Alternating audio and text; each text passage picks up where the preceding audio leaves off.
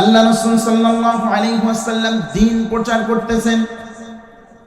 নবী করিম সাল্লাল্লাহু আলাইহি ওয়াসাল্লাম যখন মক্কা নগরীতে ইসলামের দাওয়াত দিচ্ছেন, দাওয়াত ইসলামের প্রচার এবং প্রসার করার জন্য আল্লাহ পাকের হাবিব দুনিয়াতে আগমন করেছেন।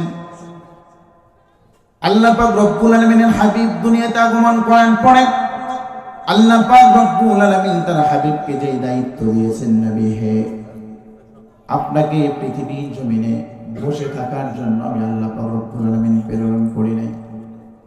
আপনাকে দ্বীন প্রচার করতে হবে। আপনি বসে থাকলে হবে না। আপনার দাওয়াত, দ্বীনের তাবলীগ আপনাকে করতে হবে।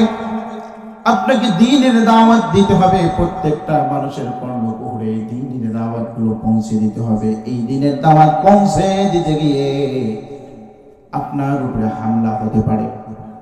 কাফের মুশরিকরা আপনার উপরে নির্যাতনের স্টিম রোলার চালাতে পারে। কিন্তু এই দ্বীন প্রচার এবং প্রসার করতে গিয়ে তাদের এই কামানের আঘাত, তাদের এই স্টিম রোলারের আঘাত আপনাকে সহ্য করতে হবে। তবে দ্বীন প্রচার থেকে বিন্দু পরিমাণ আপনাকে পিছপা হওয়া যাবে না। বলি আল্লাহু আকবার। নবী করিম সাল্লাল্লাহু আলাইহি ওয়াসাল্লাম মক্কা নগরীতে যখন দ্বীনের দাওয়াতগুলো দিচ্ছেন, কাফের মুশরিকরা আল্লাহর রাসূলকে সহ্য করতে পারতেছেন না। ওরা বিভিন্ন ভাষায় রাসূলুল্লাহকে গালিগালাজ করতেছেন। শুধু গালিগালাজ নয়, এমন কোন বাক্য নাই যেটা আল্লাহ রাসূলের বিরুদ্ধে ব্যবহার করে নাই। কিন্তু এরপর আল্লাহ রাসূল কখনো দ্বীন প্রচার থেকে বিন্দু পরিমাণ বিচলিত হয়ে যায় নাই।